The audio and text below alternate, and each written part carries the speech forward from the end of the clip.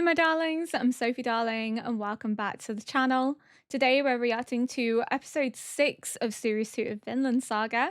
Last episode, we got to catch up with Canute, see how he essentially ascended the throne and took out his rival competition. And there was so much of Askeladd in him, it's kind of crazy. These like strategic and political movements that he's making, that he's coming to the realization that he has to play the game in order to achieve the power that he so desires to build this paradise that he's promised his people. He can't build this paradise if he's constantly plagued with war and threats to his position.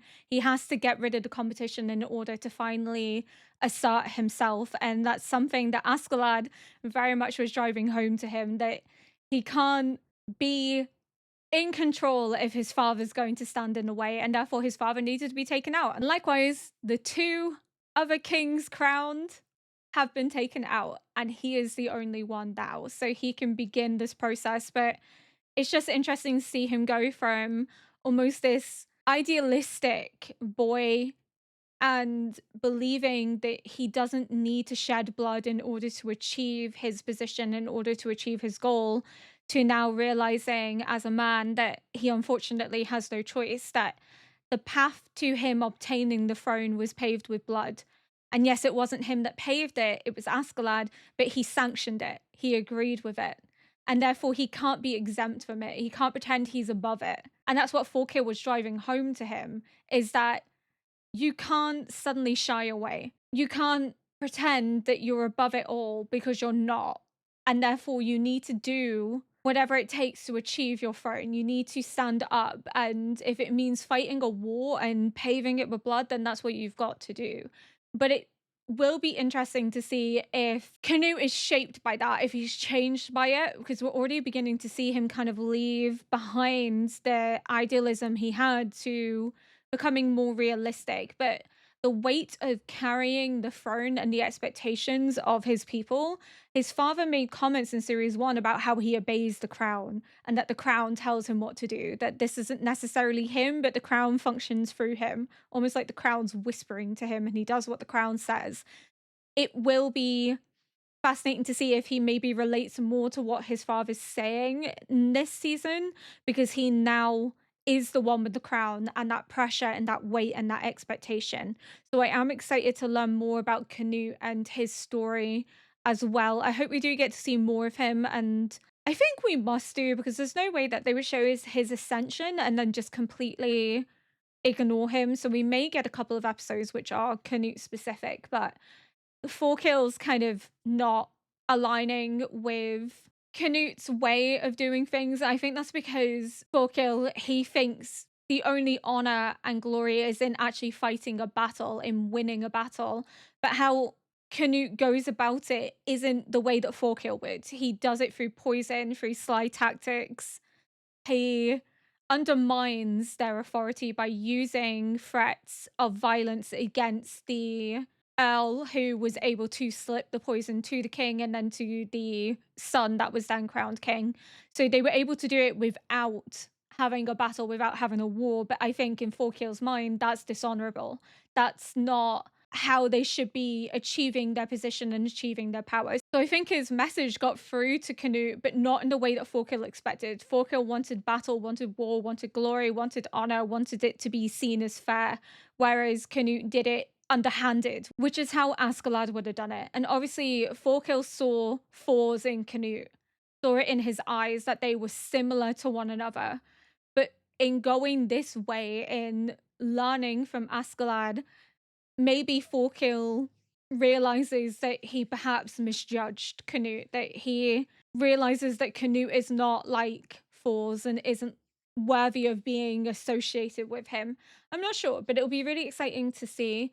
And I want to see my boy Thorfinn and Ina. I want to see how they are with each other after that whole incident of Ina learning about Thorfinn's background and trying to kill him, and Thorfinn being like, why did you wake me up? And he wasn't waking him up, he was killing him. But still, either way, without further ado, we're going to get into episode 6.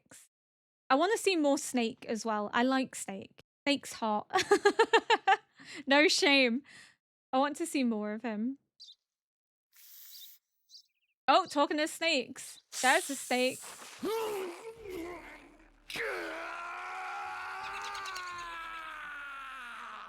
Take my dinner! Did they lose their horse? Like, they had a horse before, but he was getting old, so... They're not strong enough to do this themselves.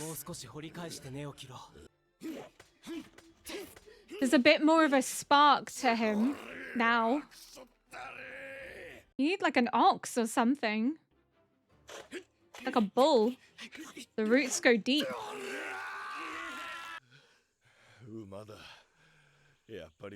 Okay, so they do need a horse because they had one, but it's old. Oh, okay, so they only have it for one purpose.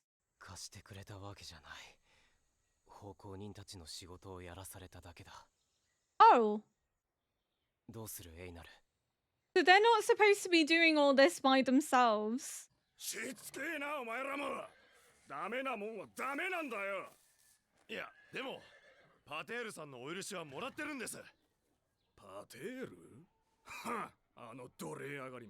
Oh my god, see what I mean? What are you using them for? They're not doing anything. You're just doing it to assert your power over them. You're no better than they are. You're dependent on the master too.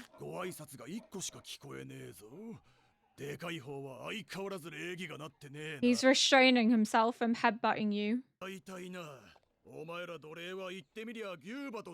So are you.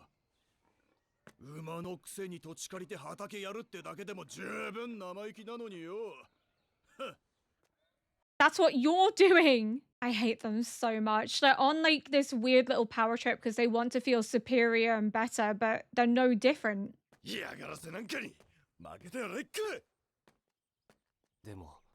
so angry.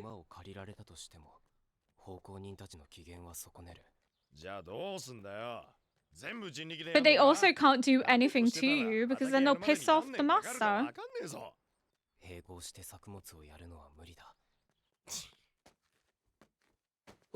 Oh, he's like, I don't like that word.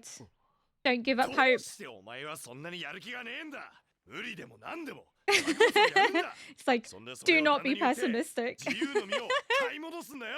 Be hopeful. Have ambition.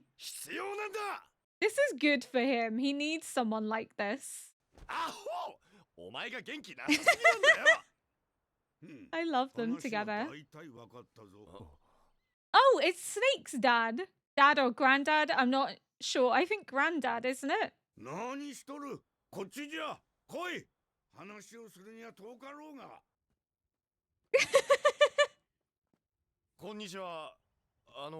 I love the way he stood.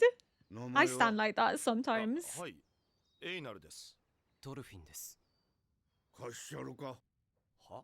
Oh, he has a horse.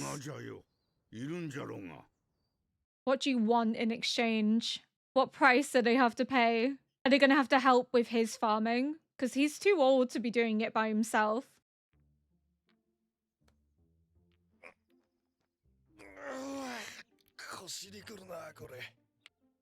I knew they'd have to do something in exchange.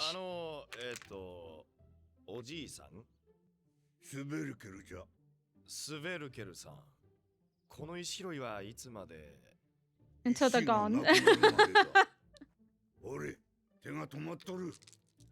Less talking, more collecting. No wonder he walks like that. His back's absolutely wrecked. They're doing all the chores, basically, that Snake should be doing. That he has to do because Snake is too busy with his men. I mean, I don't think he's taking advantage.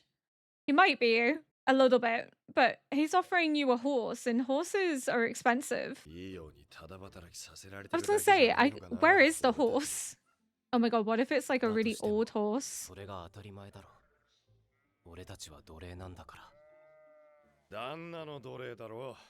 not his slaves. お前らの身の上なんぞ知らんわ。 He's これは契約じゃ。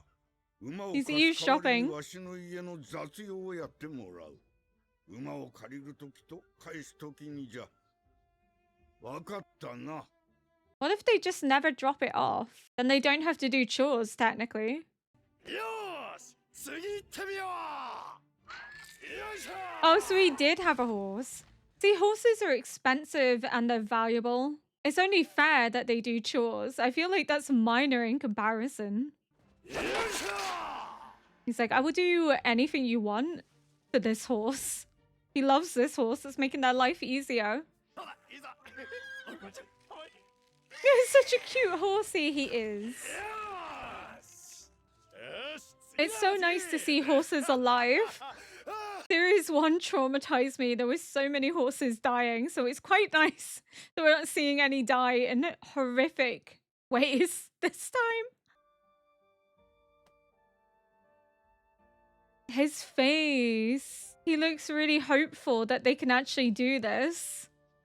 He's getting direction and purpose. You can see it in the way he's talking. He's so much more kind of confident. That spark has come back. He's less dejected. His eyes are sparkling. We're getting our boy back. 隙間を貸してくんないかな、あのじいさん。車輪のついた重いやつがいいんだけど。秋に何の種をまくんだ。え？そんなん麦に決まってるだろ。 Is he thinking they can do it now? 待て待て。じゃあお前畑仕事したことは？ 国では畑をやるやつなんていなかったし。 They raised livestock. It was all ice. They fished, they had sheep. おふくろや妹が聞いたら腰抜かすぜ。 Oh, he's opening up. Oh, I love their little relationship dynamic. Oh, for God's sake. 誰に断って持ち出したんだ、これ。 It's not your 嫌な horse. やつが来た。どうも。 Can't stake claim over something that's not いや、 yours. これ黙って持ち出したんじゃないですよ。嘘こけ。ここには滑るけるなんてやつはい Yes, ねえんだ there よ。 is. Oh my God. Are they gonna piss off ん？ Snake 誰？ by taking the うちの農 horse? 場にこんな馬いたかな。お、大旦那様か。そういや、そんな名前だったかも。 Wait, was he the master before? Is he their master's dad? 馬なんか貸してくれるわけね。 He did. ケテル様のお父上 He だよ。 is! I thought he was Snake's 一番 grandfather. 偉い人だ。 Oh, what a good guy! He respects them. Even lent them 2 horses this time. 一雨来るな、これ。仕方ねえ。今年は浅く掘り返そう。無理して借り物の隙を壊したら大変だ。あの荒れ地がたった1日で。 Oh, I'm so happy for them. 半端な金持ちじゃねえぞ、旦那は。そんなに高いのか。高いさ。俺の村じゃ8家族で1台を共有して。 Oh, wow. So the fact that they have so many individual ones is wild. 人の手と桑で同じように耕すのは大変なんだろうな。すごい発明だ。これを作ったのは農夫に違いない。農夫の大変さをよく知ってる人じゃないとこうは作れないよ。 He wants to be like that, I think. An inventor, somebody that makes things to help people. まるででっかい赤ん坊みたいだぞ。 He's learning. I think he's seeing the benefit in creation rather than destruction. He can see the good that comes from it. わしは父さんの体を心配しとるんだ。も Oh, う無理の効く年じゃないんだ。この前畑で倒れた時にはたまたま蛇がいたからよかったもん。 is Snake his brother then?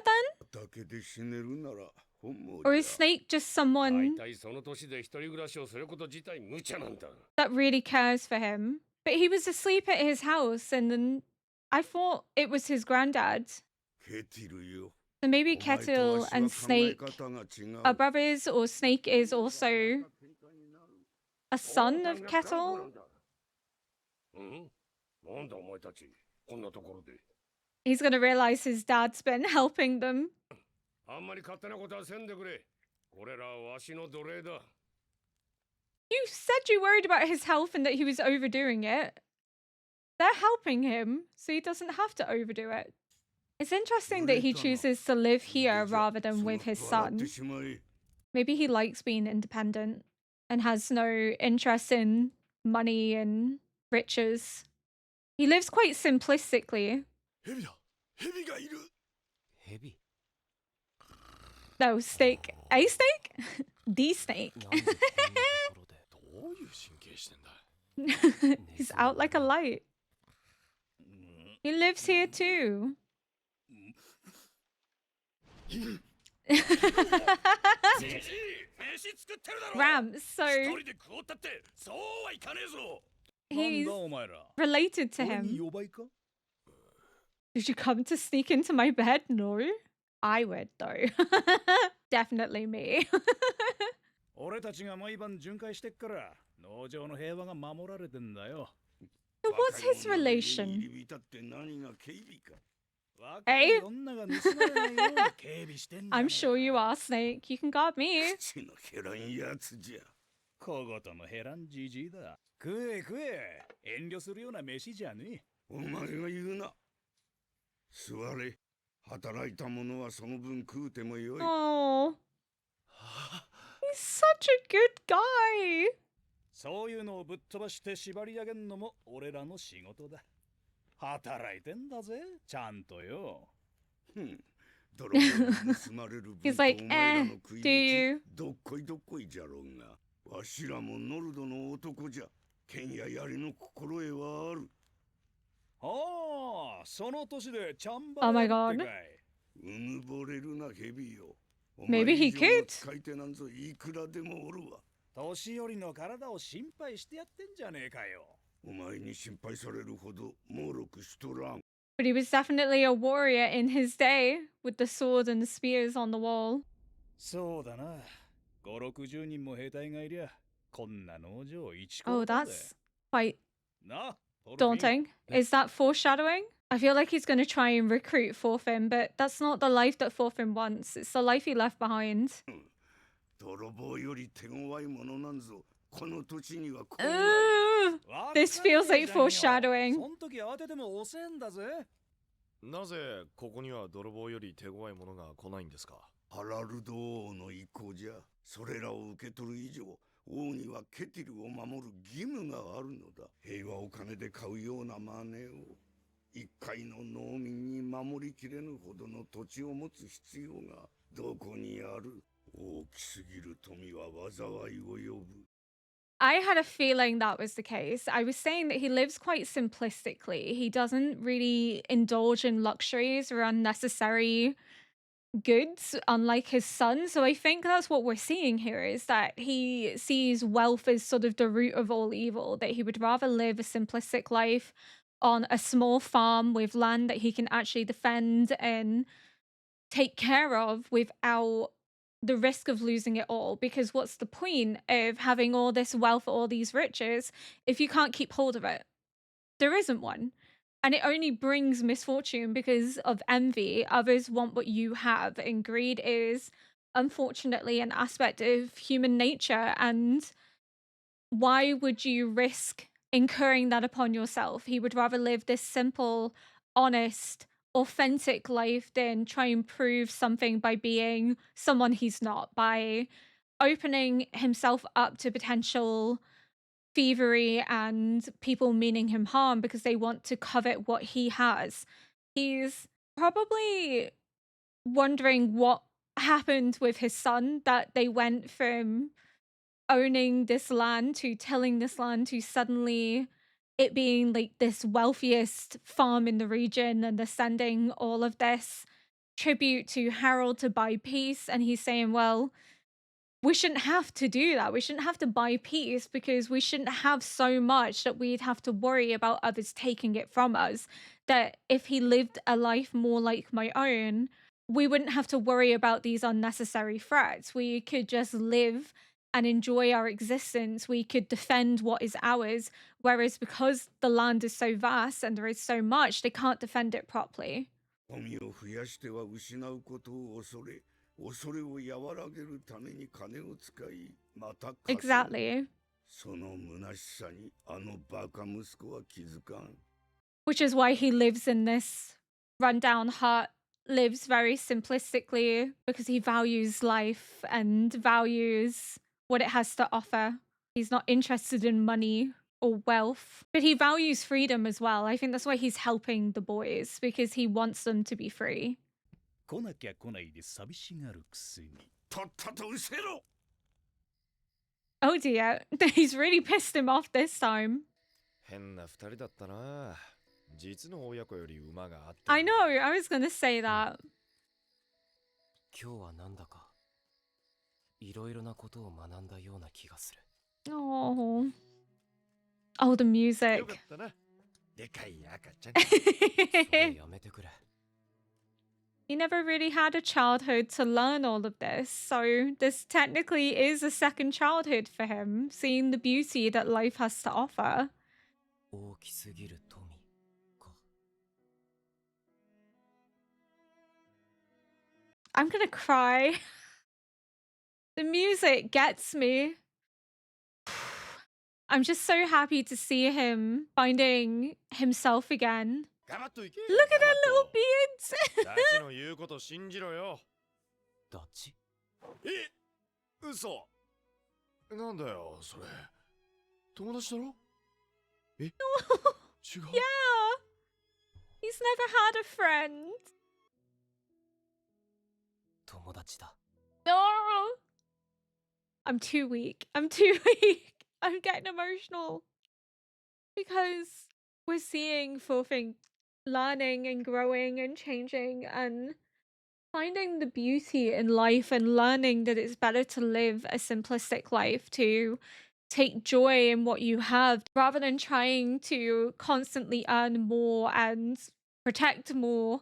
He just is able to understand that not everything can be brought by wealth. He's just beginning to learn that this simplistic life that he looked down upon when he was younger, that he wanted to run away from because he wanted adventure and he wanted to gain wealth and notoriety and honor, isn't the life that he actually wants now. He realizes that it was foolish childhood ambition. What he really wants is what he's always tried to run from, is a simplistic life, one of freedom and tranquility with no conflict, no war, no bloodshed. He wants to be able to tend the land and create something and use his hands for something more than war and destruction. And it was just the way that he's marveling at how things have been made to help people, to aid people, and he finds joy in that, means that we're likely going to see him try to find purpose in creating rather than destroying, that he's leaving that behind. And the fact that they're friends, he's never really had a friend. He's never really had someone that really cares for him in this way. So seeing that Aina really values their friendship, values their connection, and that he's able to have someone that he can depend upon as a friend rather than an adversary must mean a lot to him. It just makes me so emotional because this is all I've wanted for Thorfinn. I am concerned that we're going to see bloodshed occur because I don't think it's going to be all happy, peaceful lessons being learned for Thorfinn. I think he's going to be thrust into a situation where he needs to defend himself, because this idea of the farm being so desired and the wealth that it gathers and the fact that you'd only need 50 or 60 people to overrun it and they don't have enough to actually defend from a full-scale invasion means that we could potentially see that come to the farm, and that Thorfinn maybe has to step up and defend, but that Thorfinn feels torn between living a life of peace and having to become a warrior once more, that he doesn't want to go back to who he was, but maybe finds himself not really being given a choice. I feel like Snake may try and coerce him. Coerce sounds really bad, but I mean, try and convince him to join him in being a bodyguard rather than working the field and being a farmer. But I think Thorfinn would reject such a life because he's showing that he's finding joy and purpose in building and creating, in giving life to something and not taking life away, that he's finding a sense of direction once more. It was so evident that he's really come out of this pessimistic perspective within the first few seconds of the episode, just in how he's talking. He's not as dejected. He's more open to having a conversation with Aina. There's some genuine curiosity to the point that Aina's calling him an overgrown baby. But it's just this curiosity and lust for knowledge that is the Thorfinn that we lost. It's the Thorfinn that was destroyed by war and bloodshed, because this was the Thorfinn we knew back from the village when he lived with his father and his mother and his sister. That curiosity and drive for more was who he was at his core being. So we're seeing that come back, and I think that's what made me so emotional, is just seeing how much he's changed and his openness to the world once more, that he has realized that he doesn't actually want to die, that he can find a sense of direction and a sense of purpose. I love that we see him admiring and respecting the old man, because he feels like he's learned a lot from him, that wealth brings nothing but trouble and potential greed and evil, and that it's better to live simplistically and defend what you have than to try and grow and covet more, that no good comes from expanding your wealth, because it's only going to make it harder to keep in the long run, that more misfortune will befall you.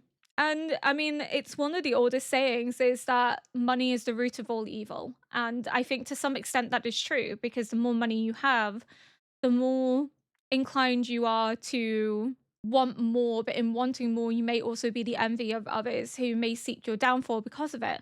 But you may also engage in things that are not necessarily morally correct in order to gain more money. We see that time and time again, that some of the richest in our society will partake in reprehensible practices and damn those in poverty and the environment as a whole in order to gain more wealth, to line their pockets even further. And we see that with the global warming crisis, that people will actively continue to drill for oil and continue to extract minerals and burn fossil fuels without care for the impact that it has on the environment and the long-term consequences that that has on the ecosystem, but also on people living in more rural areas and those that are not as wealthy. So I think it's just a really good moralistic message as a whole, that money should never be your central focus, that we should be looking at how we can benefit society and how we can offer something to the world whilst being humble and not greedy, that we don't need to grasp for more because what we have is enough. Especially if you live a simplistic life, you can find pleasure and joy in what life has to offer rather than what money has to offer. I feel like I'm just rambling and that I'm not really making sense. It makes sense in my head, but trying to get it to come out isn't really making sense. I'm basically trying to say that money is the root of all evil, and that it's better to live simply than to covet more wealth and potentially corrupt yourself in the process. And that his son hasn't learned from it, but it's something that he learned long ago, and that's why he continues to work the land. He doesn't have slaves to do it for him. He does it. He has Aina and Thorfinn helping him, but in exchange for him giving them a horse and a plow in turn. So it's a mutual exchange. It's not him leveraging his prior position or his authority as the most important person on this farm, other than the master, to get what he wants. It's fair. It's him helping them for a service in return. So, you know, he has respect for them and admiration. And he even says, like, if you've worked today, you've earned a bowl to eat. And he has them sit in his home and he takes care of them, looks after them, because he doesn't see them as slaves. He sees them as people. He sees them as those worthy of respect. And his son has learnt that from him, because we see that his son is quite kind and works the land as well alongside them and is giving them the opportunity to earn their freedom rather than to stay as slaves. So we know that he has learnt some things likely from his father, but not enough. I think that's all I want to say for this episode. Thank you so much for watching. If you enjoyed this react, please consider liking, subscribing, and leaving a comment below to help boost this video into the algorithm. And until next episode, bye.